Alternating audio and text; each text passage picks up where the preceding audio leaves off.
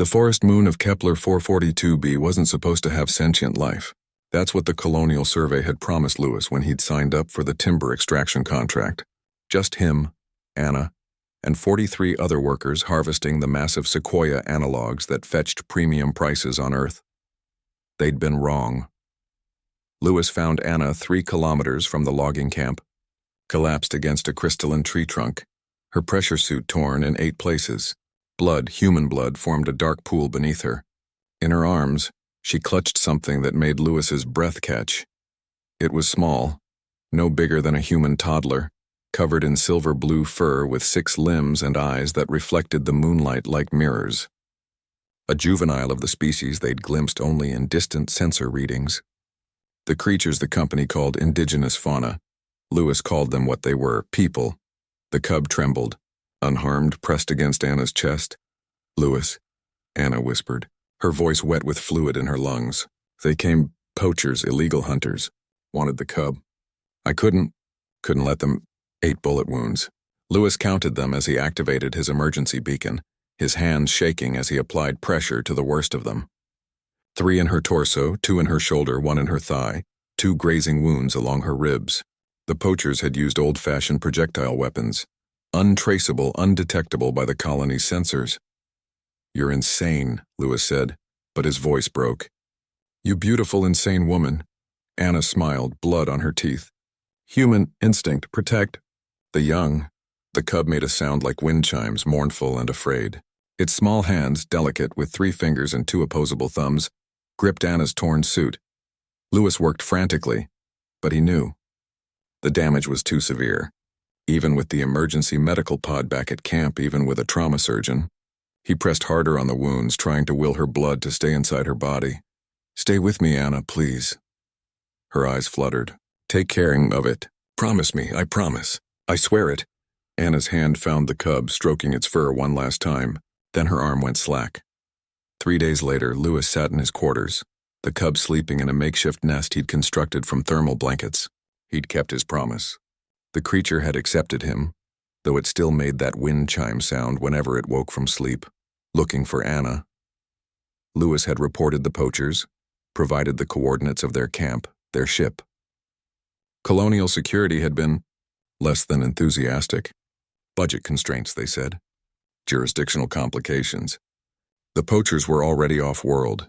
He was filing his 10th complaint when the sky lit up, not with dawn, with ships.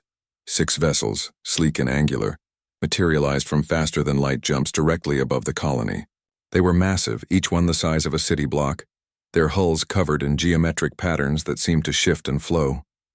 The comm systems went berserk. Every channel, every frequency filled with a single message in perfect English. "We seek the human Lewis Chen. Bring him forward. We mean no harm to your colony." Lewis's hands went numb. The cub chirped from its nest, sensing his fear.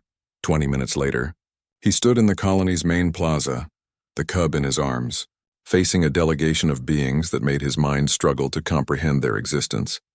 They stood 3 meters tall, their silver-blue fur immaculate, their 6 limbs moving with fluid grace.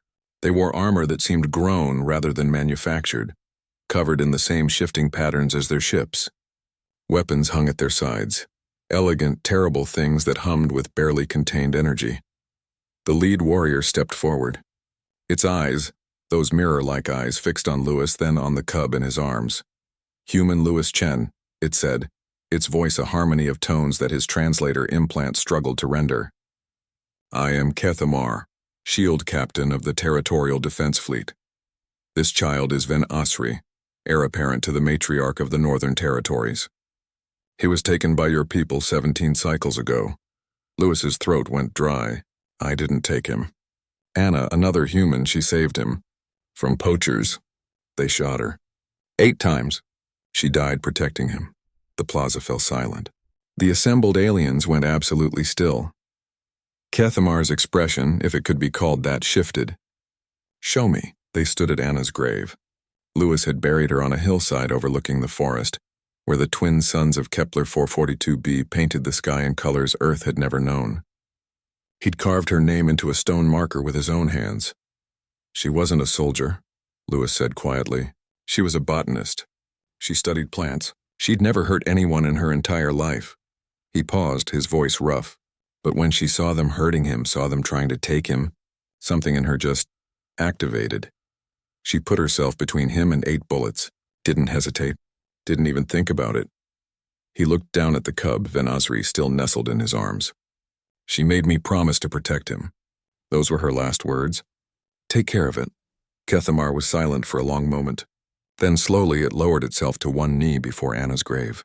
Behind it, every alien warrior in the delegation did the same, a gesture of respect that transcended species. In our culture, Kethamar said, there is no higher honor than to sacrifice oneself for the young of another clan. Your Anna has committed an act of such profound nobility that our language has only one word for those who do this. It paused. Kethvaran. The shield that protects all life. Lewis felt tears on his face. She'd have liked that. We came prepared for war. Kethamar continued, rising. We traced the poachers here. We expected to find a colony of slavers, of hunters who took our children for profit. Instead we find, it gestured to the grave, proof that humanity possesses something we had thought unique to our species, the instinct to protect innocence even at the cost of one's own life. The shield captain turned to Lewis. The poachers who did this. Where are they? Lewis provided the data. Every scrap of information colonial security had refused to act on. Ship registrations, trajectory calculations, likely destinations. Kethamar's armor rippled, weapon systems activating. They will be found. They will face justice. Not human justice, ours. The finality in those words made Lewis shiver. And you, Lewis Chen. Kethamar placed a hand, delicate despite its size, on Lewis's shoulder. You kept your promise to a dying woman. You protected Venasri when you had no obligation to do so. You gave him comfort, safety, care. For this you have earned something humanity has never possessed. What's that? Alliance. True alliance. Not trade agreements or diplomatic protocols, but bonds forged in blood and honor. Kethamar looked up at the ships overhead. The matriarch will wish to meet you. To thank you herself. And humanity. Humanity will be offered a choice.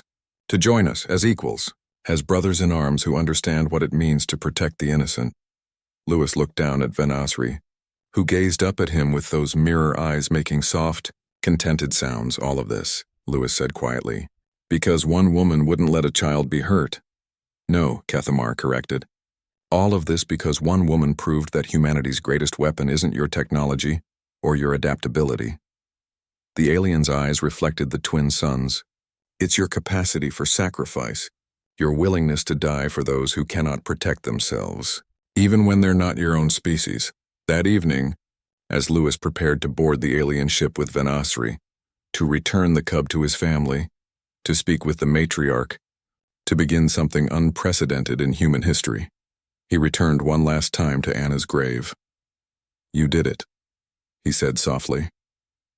You crazy, beautiful hero. You saved him. And maybe you saved all of us.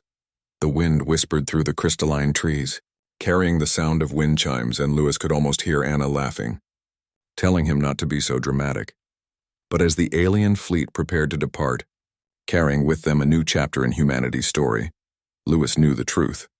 Sometimes, one act of courage, one moment of selfless protection, could change everything.